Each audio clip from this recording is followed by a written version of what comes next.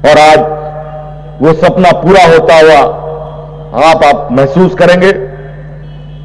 बहुत सारी बातें हैं, कुछ बातें हमारे मन के अंदर भी है जिसको हम बाहर नहीं निकाल सकते।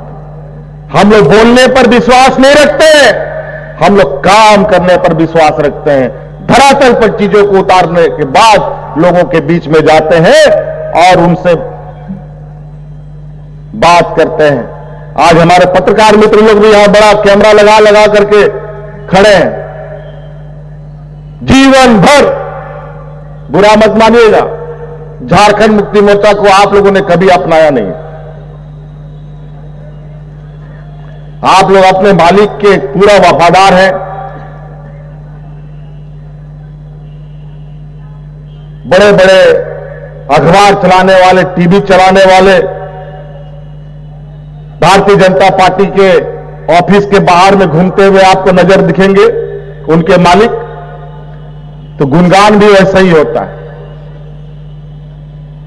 लेकिन आप पत्रकार भाइयों के लिए भी पिछला सरकार में भी हम ही ने आपको अधिकार दिया, इस बार भी सरकार में आने के बाद आपके बारे में हमने चिंताएं की।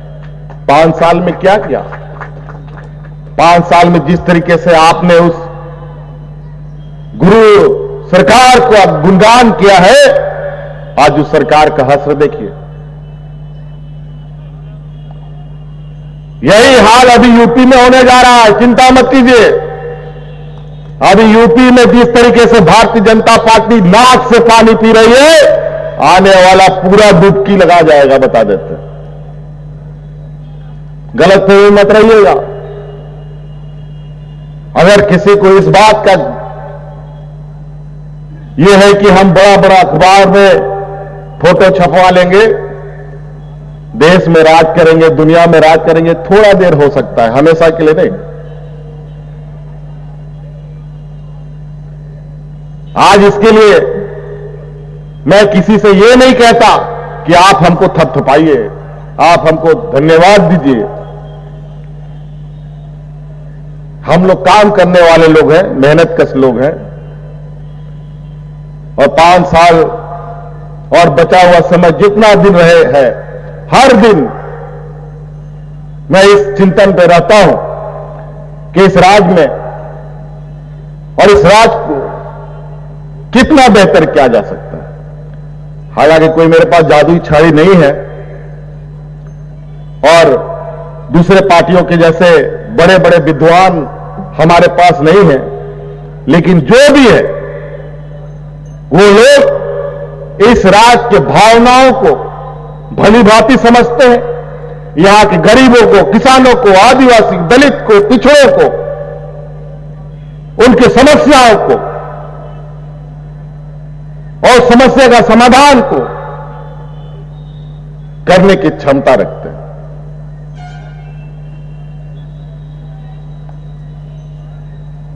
खाली बोलने से नहीं चलेगा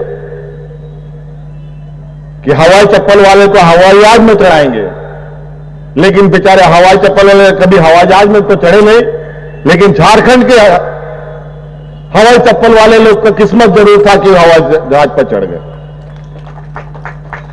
आप तो ये हवाई चप्पल वाले ट्रेन में भी चढ़ पाएंगे कि नहीं, इसका भी अब आने वाला समय सोचना पड़ेगा, क्योंकि सब ट्रेन अब दिख रहा है धीरे धीरे।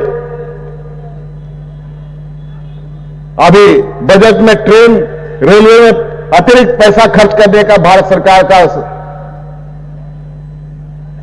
बजट आया है। पता नहीं क्या होगा। 2-3 दिन पहले तो ये रेलवे का एग्जाम को लेकर के कितने नौजवानों को कूटा गया, ये तो आप लोगों ने देखा। मां धोनी पछाड़ पूरा देश के लोगों को, नौजवानों के साथ पिटाई सिटाई हुआ। हम इसीलिए यहां पर कई अनुबंध कर्मी लोग हैं, हम आप लोगों से कहेंगे, यह सरकार भाजपा की नहीं है, यह सरकार आपकी है। और आप लोग बेवजह भारतीय जनता पार्टी के कहने पर कुछ असामाजिक दिमाग वाले को लेकर उनके बहकाव में आने का प्रयास मत कीजिएगा। आप लोग आइए, सरकार आपकी बात सुनने के लिए तैयार है और आपका समाधान नियम संगत, विधि संगत करने को भी तैयार है। लेकिन उनके कहने पर अभी हाल फिलहाल में बेचारे सिपाही, क्या था, कौन सिपाही लोग था, सहायक पुलिस लोग था। हम उनके बारे में इतना पॉजिटिव सोच रखते थे, सोचे कि इनका भी कुछ समझ, बेकसूरों का कुछ तो समस्या निकालना पड़ेगा। और एक दिन पता नहीं क्या हो गया, अचानक इन सहायक पुलिसों को थलिया बटिया लेकर के, बाल बच्चा लेकर के मैदान में उतर करके धरना प्रदर्शन में चालू हो गया।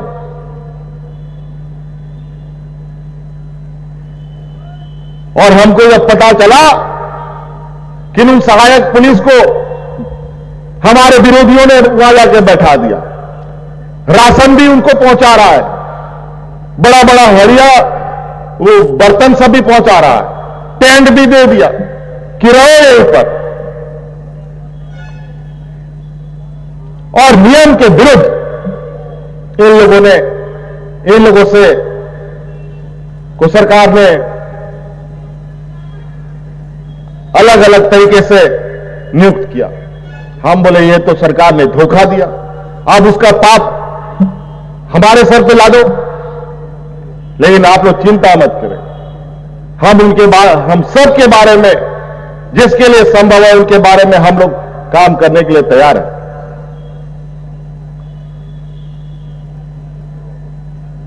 मुख्यमंत्री का घर घेरो, पथराव करो, ये करो वो करो, कोई फायदा नहीं है। आज पारा शिक्षकों ने कोई आंदोलन किया, आज उनका समस्या का समाधान हुआ।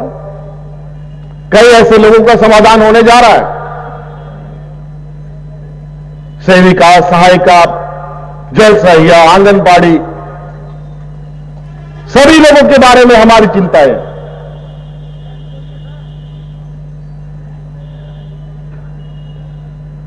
इसलिए आप लोग बिल्कुल, सरकार का दरवाजा आपके लिए खुला है। आप लोग आइए, अपनी बातों को रखिए और हर संभव